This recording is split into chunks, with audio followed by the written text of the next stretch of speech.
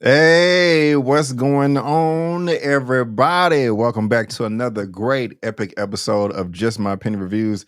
Me and my guests, we are talking Alien Earth that is on FX. This is episode 5.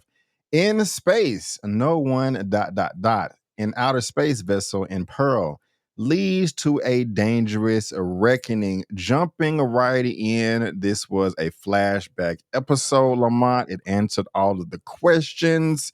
I have so many to ask you as well. I think I remember last time I said, hey, man, are you team Weyland-Yutani or are you team Prodigy? Prodigy or Weyland-Yutani? You was like, you know what? I'm team neither.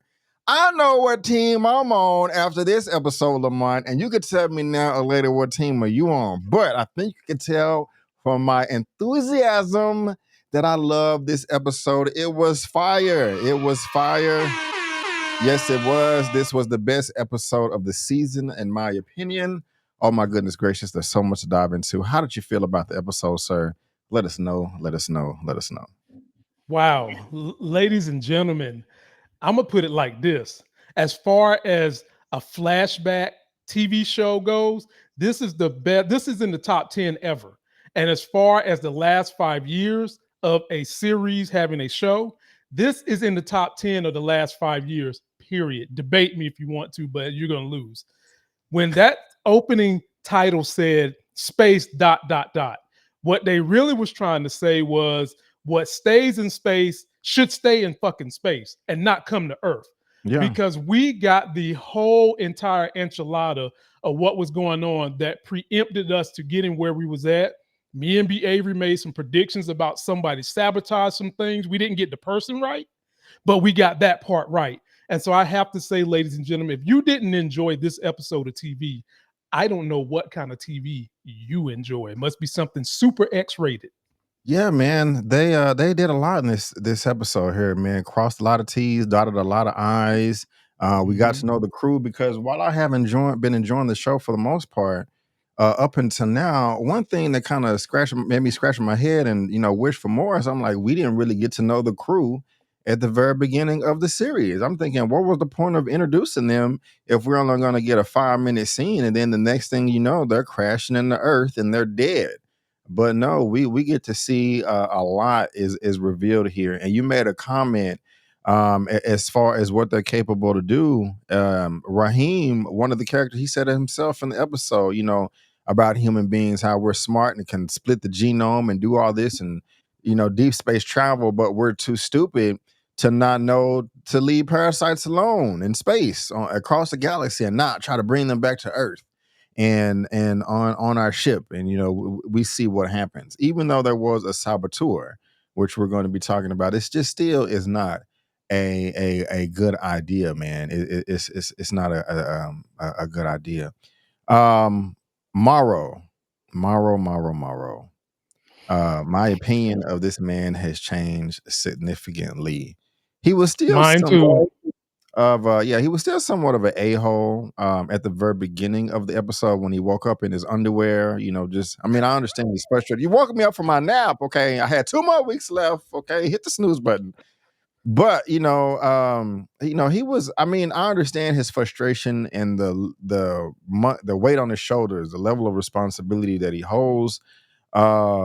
But I mean, Lamont, let me just ask you, man, is he justified? Has your opinion of the character switched at all? Is it the same? Is it better or worse? How you feeling about Maro? I'm not quite 360, but I'm definitely more than 180. And we find out that a deep, deep motivation of him is his daughter. They go through several scenes where you see the connection he had with his daughter. He's showing the daughter all she's got to do is look up in space. That's where he's at. And probably Mhm. by this point in time, the daughter is probably at his age, if not maybe a few years younger than him. And she hasn't had her dad in all these years, and he wants to get back to that child. Well, no, she And we dead. She dead. is she dead? So Yeah, that's what that revelation was about her. Okay, yeah, yeah, got yeah, it, got it. But nonetheless, she is still a big motivations part for him that softens his character. That's what I was trying to get to. It yeah. softens the perspective of his character. And I am right now, I am leaning team Maro because even though he's an a-hole, think about the position and the responsibility he's in. He's having to protect a group of people against parasites coming to Earth, literally. Now, I think he shouldn't be on team. We're going to get him to Earth.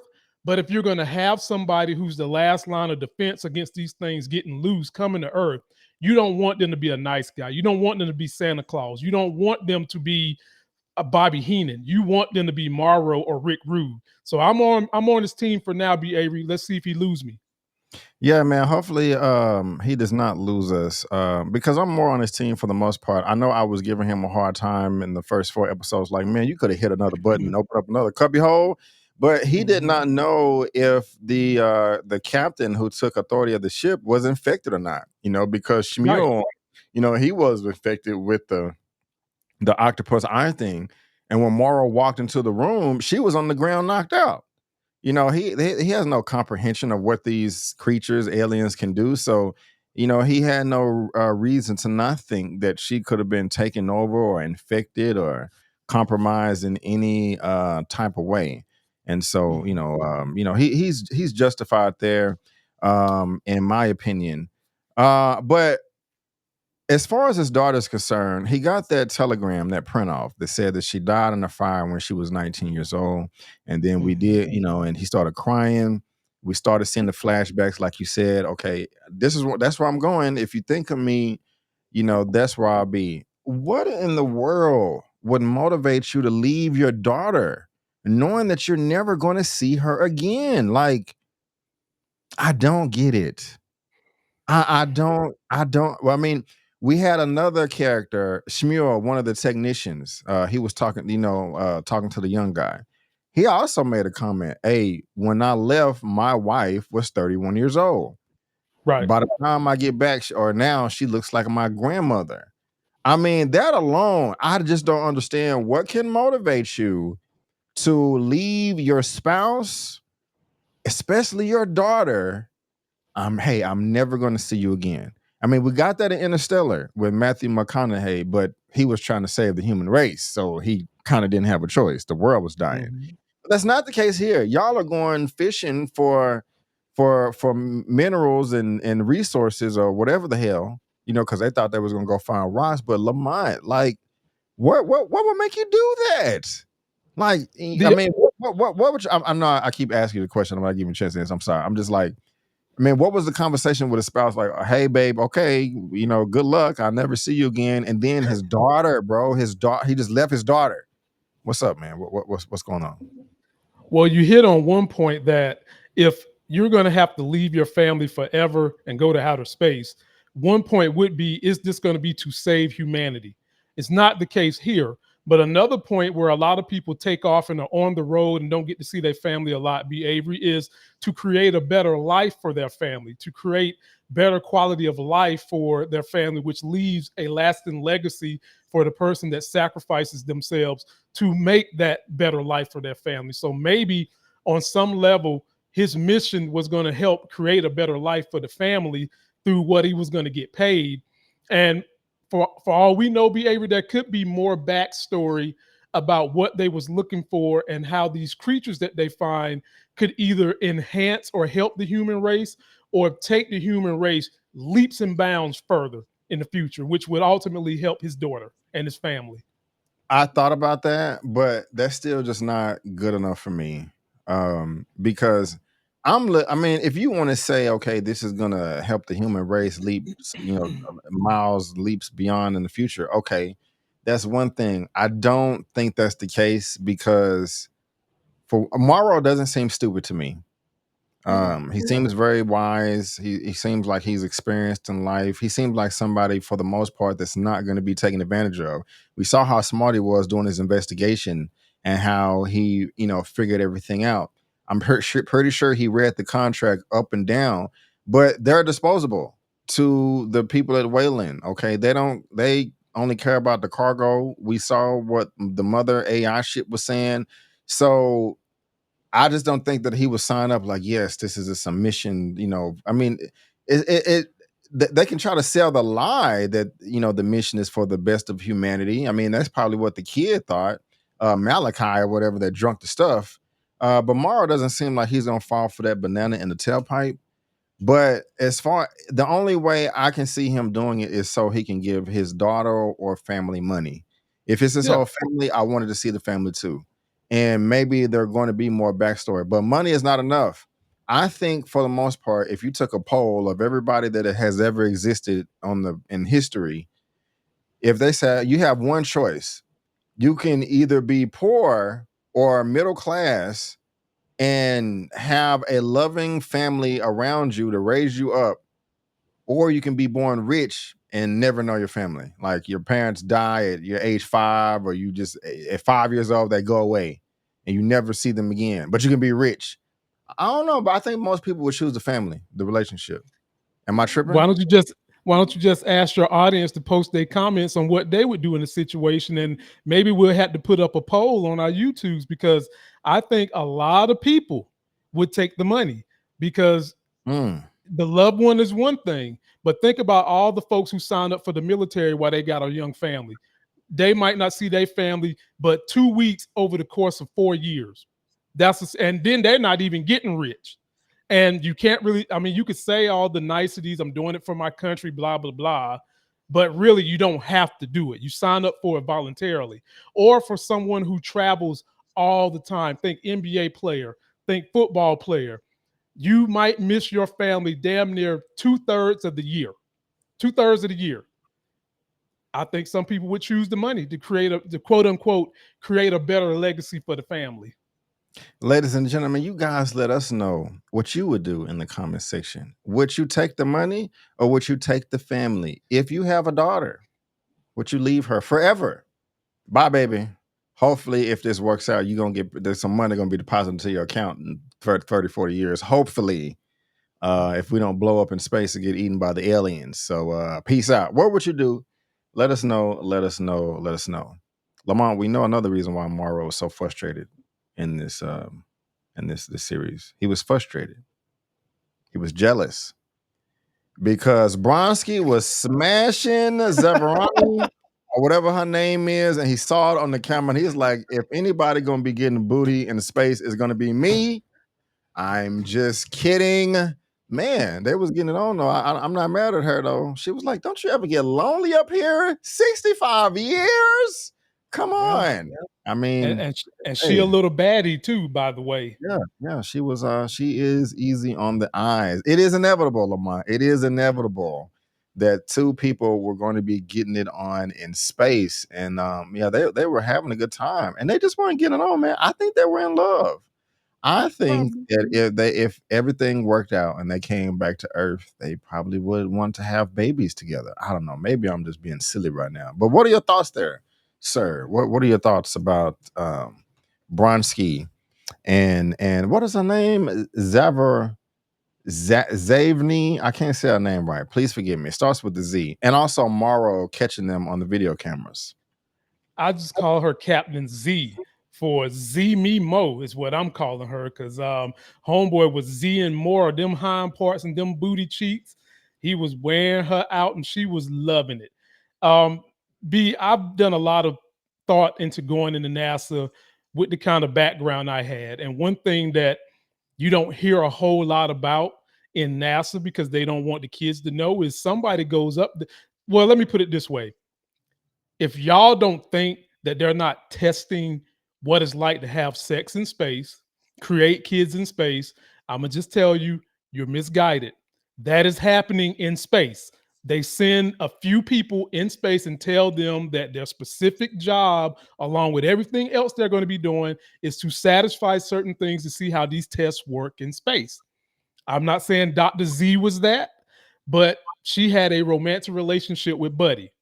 And Buddy. Maro's Mar- Maro's frustration is because while you were supposed to be doing your job, shit was happening on this ship that was causing things to go left.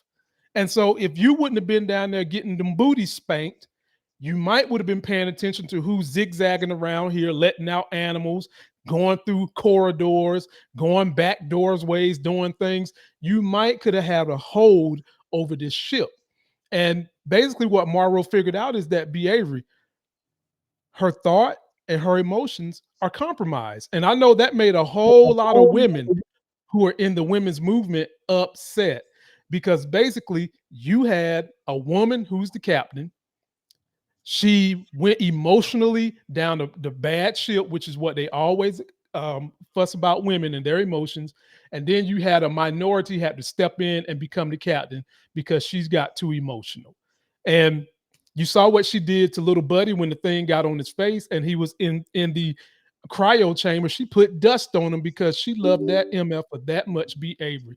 He beat the dust off them draws to the point where Oh, she put that dust right back on top of his cryo chamber.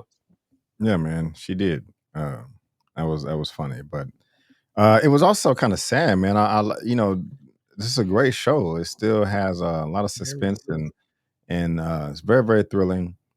When she was over the body and she was reminiscing of their last lovemaking session, as she was getting up off of him, she imagined the creature on his face, and that was kind of like a jump scare to us. I was just, whoa, that was really effective. I like the sound effects, the music, and all that. Very very creepy, very very eerie, because it's supposed to be a nice touching moment of send off, and scaring us to death over here.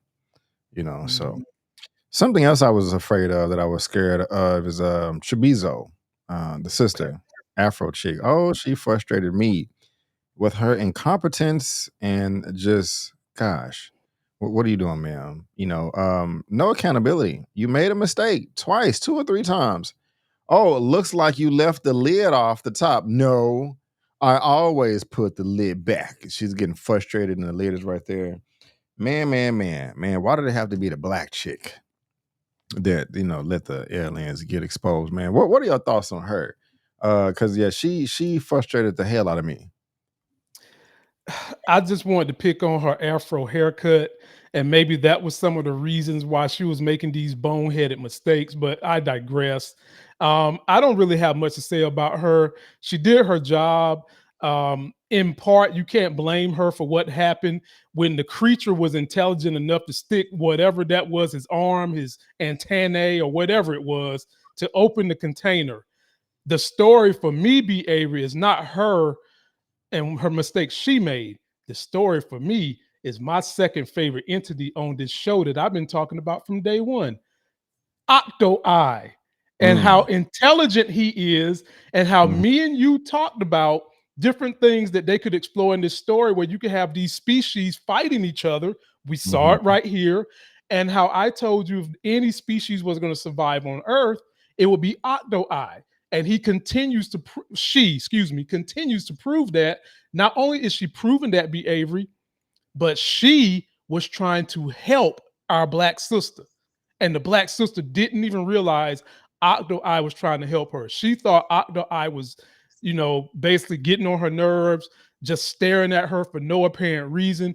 And when Octo-eye, the sister, saw that creature opening the container and getting out, it beat on that glass trying to save that sister left and right, and the sister didn't listen. So No, my second, no, no. Are you serious? I you looked at didn't it. see all that? I saw that, but I thought the Octo Eye was communicating with the other alien creature. I thought that the Octo Mm-mm, Eye was trying to distract the black lady while the mm-mm. alien creature was getting out and secreting demon babies and drinks. No, Octo-eye was trying to help. Then when she put Octo-eye on the wall, it was still trying to help.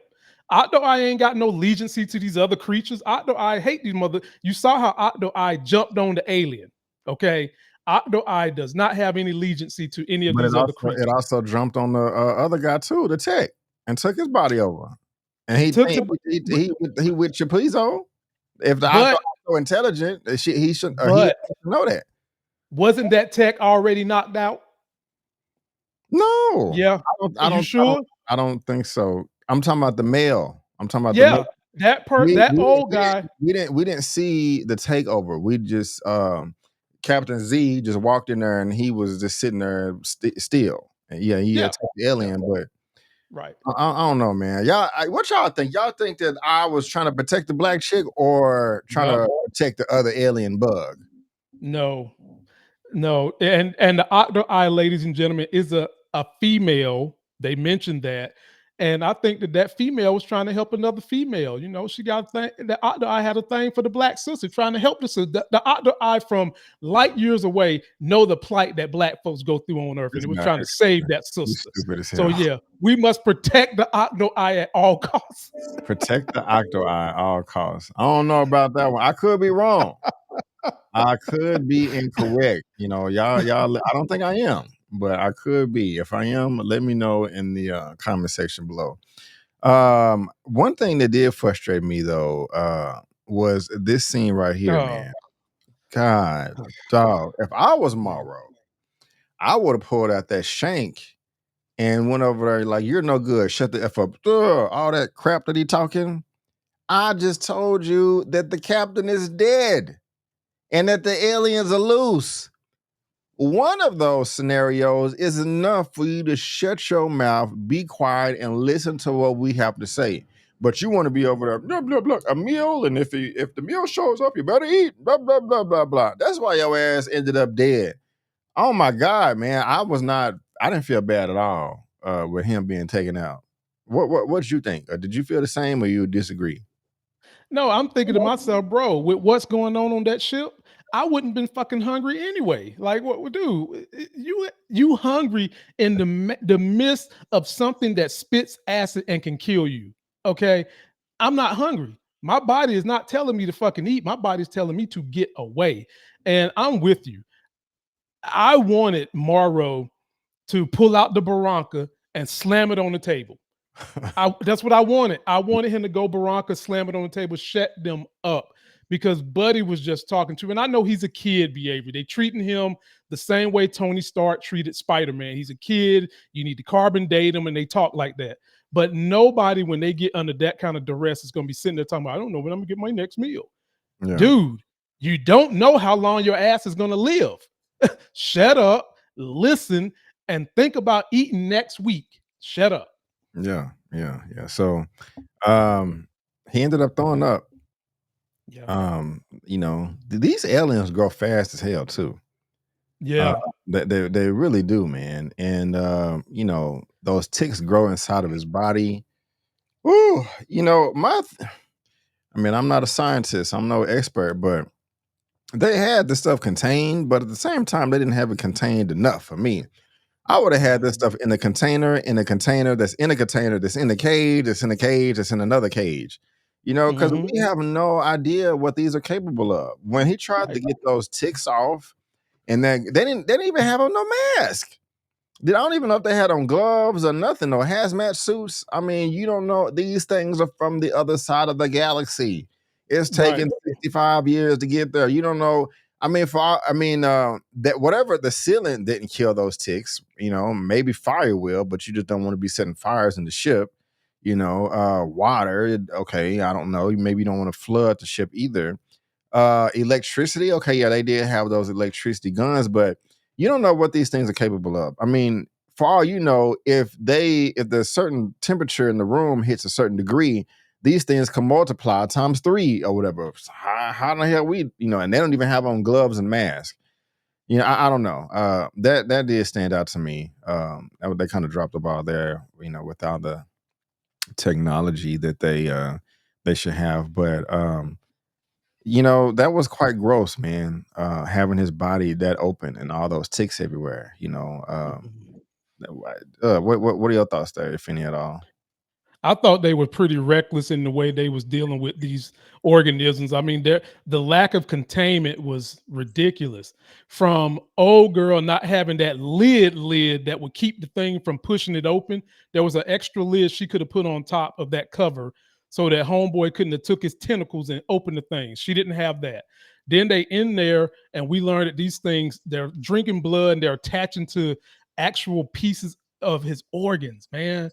Yeah, And you standing in there, you had on gloves, but no mask, no hazmat suit, no nothing. And I guess in that situation, well, at least have the hazmat suit on. So yeah, they got what they deserve because they wasn't taking the correct precautions. And then why not once the contamination got loose, just keep that room closed. Why keep open it for any reason? Just keep it I think closed. I think they did keep that room closed. Well, no, because remember Maro had to duck in there because he was getting shot at, and then before that, it got opened again, and that's how Lady Octo-eye got out. I mean, you look, once the stuff hit the fan, be Avery, like you said, either you freeze the room to a point where nothing can live, or you set that bitch on fire. Hit the button to eject that whole room from the ship and let it float out in space. You got to take precautions. Yeah, yeah, they were kind of laxed on the containment to me. Tang is dead. Tang is dead. The creep. Now, is he AI? I mean, he's not a hybrid because that's a Prodigy thing. So he has to be AI. He's not a cyborg. You know, because I he would was have. weird. I think I was he's about AI. to I would have loved for him to keep that character around. He was so quirky and androgynous, kind of like a Oriental prince or something. I would have loved for them to keep him around. He was fucking weird, B. Avery. He's Yeah, well, sitting there smoking his cigarette, jacking off over whoever that lady was. And when he died, he was just as calm, cool, and collective. I was like, bruh, no, there's no emotion. he screamed when the alien was up there. I'm talking about the Asian guy when he was sitting Yeah, in the that's what I'm. chair. He was, but when he looked up, he was still too calm for me. That like the Oh, minute I seen that, I would have jumped out that chair. It would have been more than screaming, be Avery. Think about yeah, how brothers would have reacted when we seen the alien. We would not have just been sitting in the chair. We would have screamed and ran. We might even would have tried to go and throw something at the alien. We wouldn't have just been sitting there chilling. yeah, yeah. But I like the character. I think they could have caused a lot of drama with that particular character and the way he delivered himself amongst those people. Yeah, he was Mr. Tang was a weird one, you know. I like this guy too, but you know he didn't make it. He was trying to remove the ticks and all that stuff. And rest in Yeah. peace, Tang. Rest in peace. Here's Maro when he's trying to do his investigation. And Um, Tane gave him the answers to the investigation, that's basically. the next thing I was gonna get into right there. There you go, sir. Is yeah. He said Maro, you're not thinking about every option, every situation. You know, somebody the computer could say somebody in the pod asleep, but they not. And they found out the saboteur. I don't know his name. Is it? I think it was Petrovich or something like that. Yeah. This dude done turned the ship, you know, from a navigation device to a missile to an arrow. Done blew. I mean, look, I'm not a ship technician or whatever, but I'm thinking, I guess you did do it in the best way to make sure that you survive too. But man, that is a hell of a risk. He knew what he was doing to cause all that chaos and mayhem. I'm poor buddy that got shot in the head when they was doing the shoot 'em up scene. What did you think about all that, man? That revelation. The most important thing for me was we no longer can be associated with Boy Blunder. I'm not going to call his ass Boy Wonder no more. Boy Blunder from what is Prophecy. We know that deep down on the inside, he's not a good dude, and he basically was working with this guy. Me and B. Avery called it from day one. We knew somebody amongst this crew was a saboteur. We knew it. We knew it. We just thought it was Maro. And we come to find out it is Drazen Petrovic, done left the NBA, and now is up here contaminating ships, trying to get paid from the boy Blunder, and is even saying to him, look, I might die.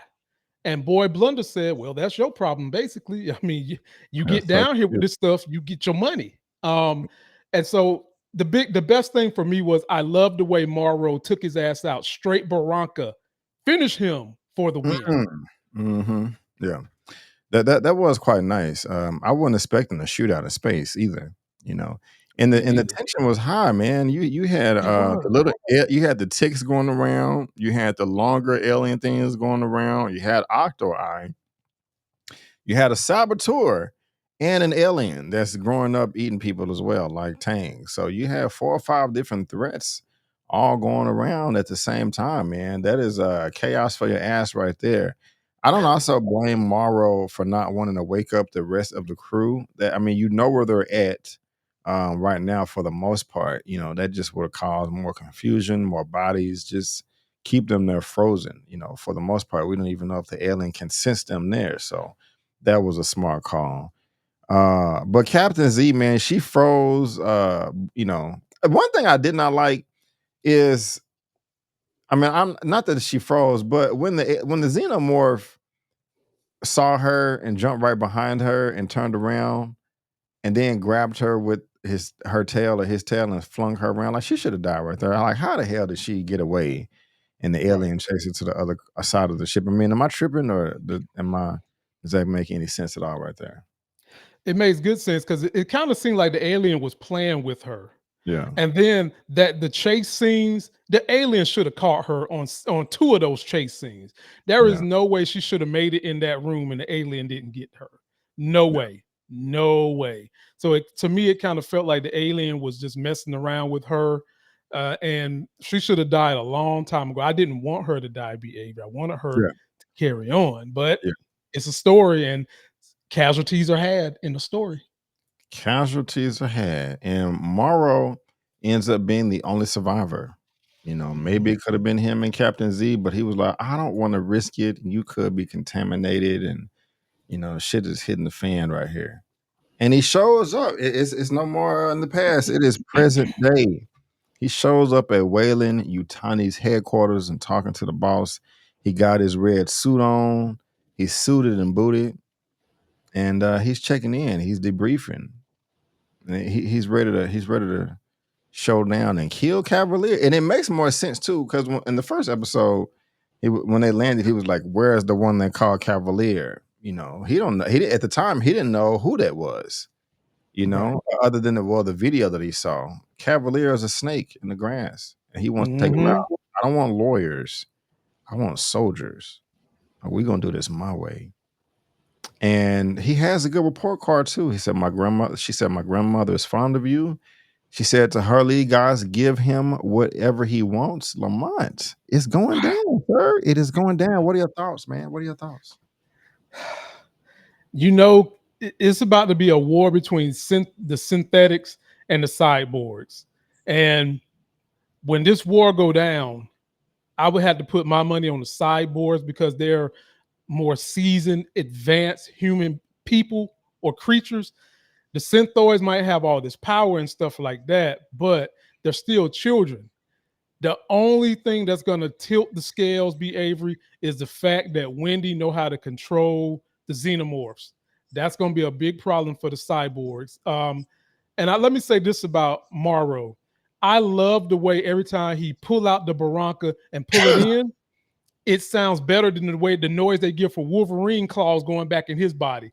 That Yeah, noise was perfect. It sounds it great. was. That Yes. Barranca must be sharp as hell because you hear it shring, shring, and I can't wait to see this war that's coming because the war is coming, be Avery. There Oh, is no going back from this. There is no going back with what we know now. The boy Wonder has these creatures in his possession that he basically stole. He sabotaged to get them. yeah, And Morrow done debrief the lady for Weyland. He's told her everything that he saw. And so I think that she's gonna be about peace. Like she don't want it to come into a fight or a war, but Morrow, he about that action. yeah, definitely. And remember, he downloaded all the data from the ship as well, so they Mhm. have that too. And yeah, I'm team Wayland Yutani right now. I like Moro more. I still don't want him taking advantage of Slightly. Because I like Slightly. I mean, I understand his position. It makes much more sense now to where he's like, "This is my life's mission. I'm not finna go through all that and have my crew destroyed, you know, and for nothing." We could have been living, whatever. This could have been a successful mission, but because of Boy Cavalier and Prodigy, my ass almost died. So he's 100% justified there. But hopefully things between him and Slightly don't turn out too bad. But we're gonna see, man. We're gonna see. Y'all tune in next time, man. Are those your final thoughts, Lamont? My final thoughts is, ladies and gentlemen, buckle in.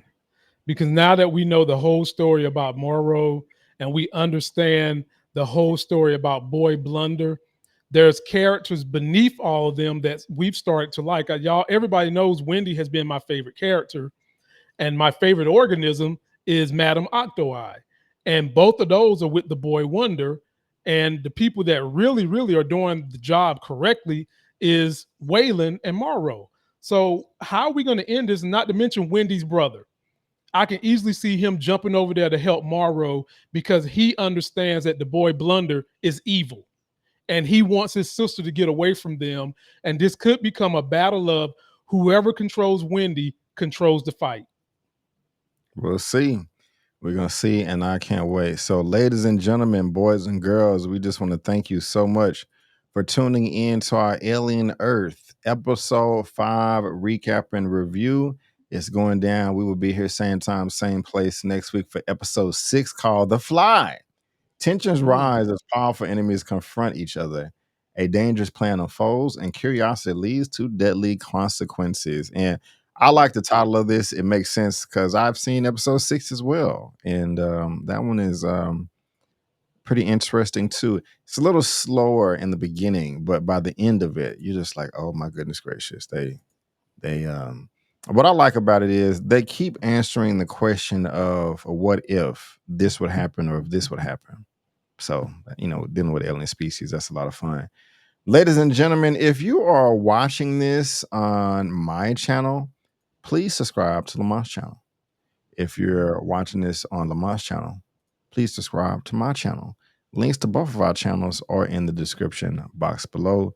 And also, guys, check us out because not only are we talking Alien Earth over here, we are also talking Peacemaker, and we're going to be doing our review for that for episode 3 right after this. So, ladies and gentlemen, boys and girls, we just want to thank you so much for tuning in. And before you go, don't forget that I'm B. Avery, that's Lamont, and that's just our opinion.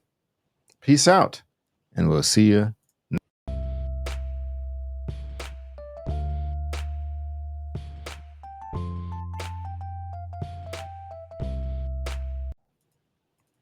This thing just does not stop. Let me